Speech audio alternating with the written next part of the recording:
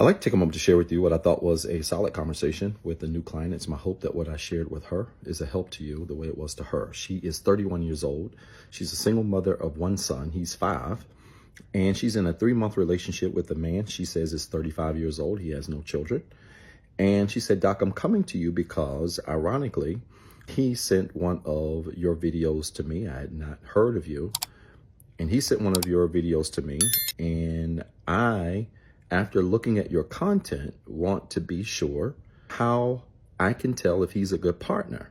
I said, what do you mean? She said, well, I watched your content and I was actually shocked that he sent me your content. I said, why do you say? She said, because everything that I've seen you teach is the opposite of what he does. I said, what do you mean by that?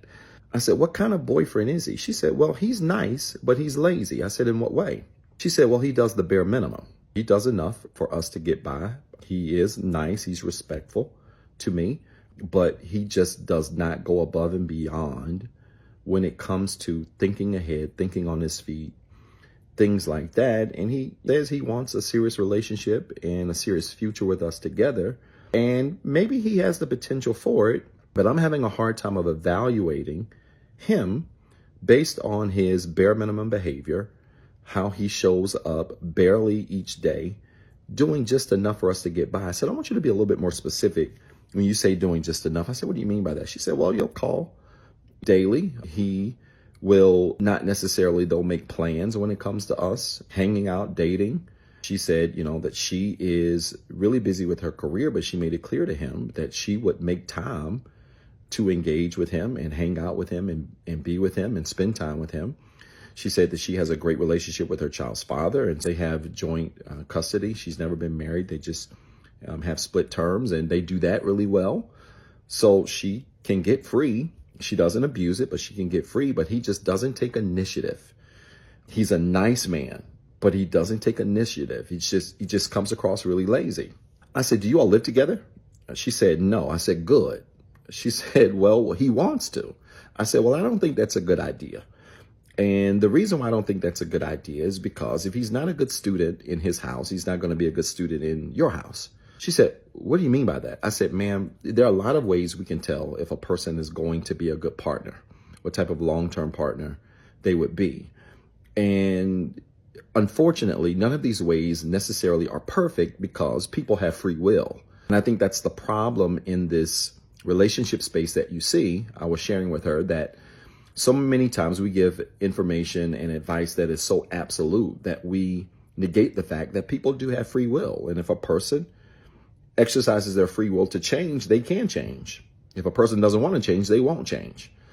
I said, so what I'm going to share with you is assuming that he wants to exercise that will to change, or if he wants to exercise his will to remain who he is. I said, but ma'am, you can tell if a person can be a good partner by what type of student they are. She said, student of what? I said, a student in school. How long have you guys been dating again? She said 3 months. I said, have you talked to him about his background? She said, I have. I said, have you talked to him about his education? She said, I have. I said, did he go to college or how did he do in high school, whatever? She said, went to college. He has a master's degree. He has a good job. I said, great. I said, and how were his grades in school? She said, well, he said to me that he's one of those students that was just able to get by. I said, interesting. I said, get by in what way? She said, well, he always confessed that he was a pretty smart guy, but he didn't really like school. And so because he didn't really like school, he didn't put a lot of interest and effort into school, but he simply did enough to get by. I said, ma'am, if they were dumb in school, they'll be dumb in that relationship. She laughed and said, Doc, I don't think he's dumb. I said, no, I need you to hear what I'm saying. Because dumb does not look like what kind of grades you make. What dumb really looks like in a relationship is your lack of self-awareness. She said, oh. I said, and I've defined self-awareness as honesty about who you are, where you are, and what you're doing. When we don't have self-awareness, we become dumb to how we show up in situations. She said, I didn't look at it that way. I said, ma'am, he has a master's degree. He clearly at some point has to pass a test, had to get through school. My question to you is, if he was able to put through enough effort to get through school, why isn't he matching that effort with me or with you? She said, well, I think he is matching the effort. I said, how? She said, because I think he's doing the bare minimum. I said, interesting how you answered your own question. He did enough in school to get by and it worked. He's doing enough with you to get by. And guess what? She said, it's working. I said, exactly. I said, ma'am, a man who knows how to plan and a man who knows how to be intentional also knows how to prepare in a relationship. I said, think about school. When you're in school, I know people I went to school with on all levels that were not the smartest people in school. I wasn't the smartest person in school. I was telling her my younger brother and sister made better grades in school, scored better on tests in school. The thing that I believe I brought to the table was a work ethic. You put any task in front of me, give me the instructions with the task, or just give me the end goal and give me the task, and I would work hard to get it done and work tirelessly until it was done. I said to her, I said, ma'am, when you think about how well a person did in school, I want you to think about two things. Number one, what's their work ethic? You don't have to be the smartest crayon in the box in school, but if you're willing to work hard, eventually you're going to see some results. You may not score the highest on test, but you're going to work daily to become the best student you can, and knowledge eventually will catch up with you. And I said to her, I said, ma'am, I'm living proof. If a student in school is not the smartest student in terms of their grades, but they have a work ethic, eventually that knowledge catches up with them and they become a what? She said, a good student. I said, ma'am, if he doesn't know what's going on in this relationship, let's just assume he doesn't know how to court you. But if he's willing to put in the effort to court you and date you, what's going to eventually happen? She said, he's going to become a good boyfriend. I said, exactly. I said, that leads me to number two. I said, not only do you need work ethic in school in order to be successful, greater than grades. I said, something else that you need greater than grades is that you need to know when and how to pay attention. I said, ma'am, take a kid and put them in school who may not have good grades, who may not be the smartest crayon in the box, if you want to phrase it that way. But take that kid, give him or her an assignment, explain to them the details of that assignment, and then watch at how they pay attention to instructions. I said to her, I said, ma'am, what's the highest level of education you have? She said, just a bachelor's degree. I said, ma'am, let me tell you something about having a PhD, a real one. When you have a PhD, it's not about who's the smartest. I have met a lot of dumb PhDs. Just because you have PhD behind your name does not mean you have common sense. Would you agree to that? She said, I would. I said, but let me tell you something about that level of work. When you get to that level, yes, you've got to know a lot. You have to be knowledgeable about your subject area. I said, but the other side to that is writing a dissertation is all about what? She said, wow, doc. I said, what is it? She said, following directions. I said, exactly. You got to be aware. They give you a rubric. They say your chapter 1, 2, 3, 4, 5 have to include this. Your sources have to follow this. And people end up going what's called ABD in PhD programs. Do you know what that means? She said, I've never heard of that. I said, it's called all but dissertation, where people can do work up until the dissertation phase.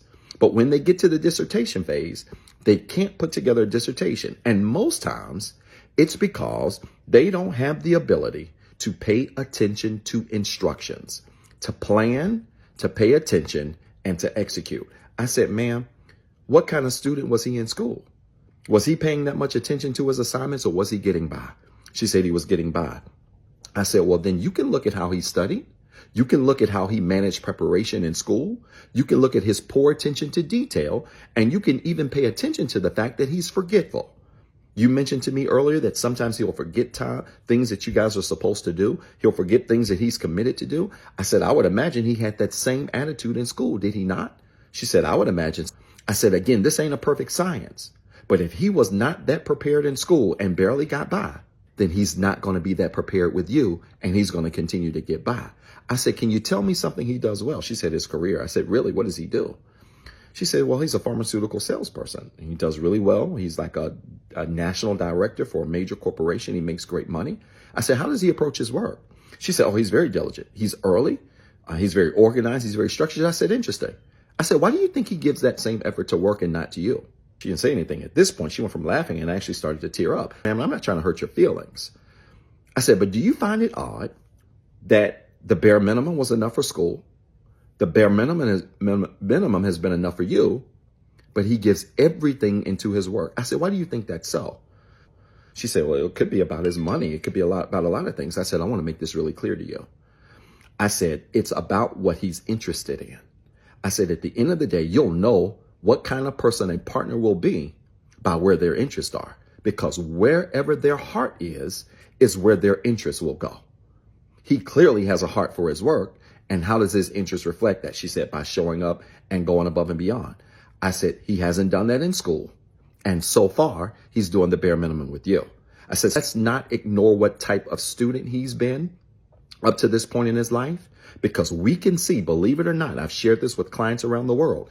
You can see a correlation between how a person shows up in school or in any other area of their life, whether there is interest or not, and how they engage with you in relationships. I didn't always like school, but I knew I had to handle my responsibilities. And I showed up, planned, prepared, paying attention to detail, very self-aware, even for the things I don't like. I said, because ma'am, guess what? In relationships, you're going to have to do things that what? She said, that you don't like. I said, if a person can do things in school or at work that they don't really like, but they show up well for them, it's a good indicator that when this relationship, marriage, whatever it is, gets hard, they're going to show up for you the same way. I said, do not ignore who they were at school or other situations that they did or did not enjoy, because it's often a good indicator of what type of partner they will be.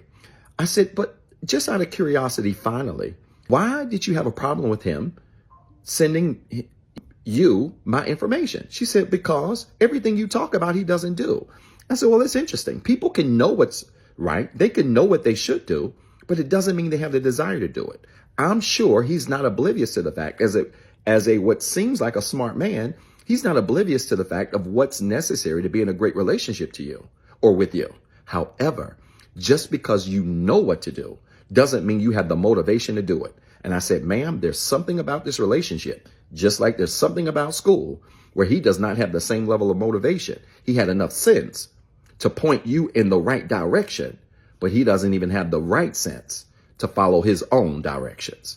I said, so ma'am, let's not ignore what type of partner they will be, so we can pay attention to who they've been in situations they did not like or care for, and it'll give us a great indication of what type of partner they might be in the future.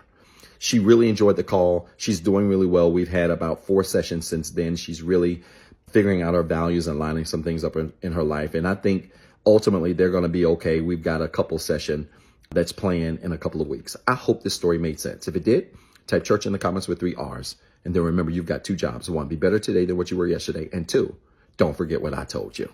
What's up, everybody? This is Dr. Zeb. Listen, I've been dying to make this announcement for a very long time now, and I'm pleased to say that Inspire Nation has officially launched. Yes, we finally got a Facebook and YouTube community group where we're going to have exclusive content, exclusive shorts, exclusive discussion prompts, where we're going to engage with other people literally around the world who are on the same healing journey that we're on. I need you to go find these pages right now on Facebook and YouTube.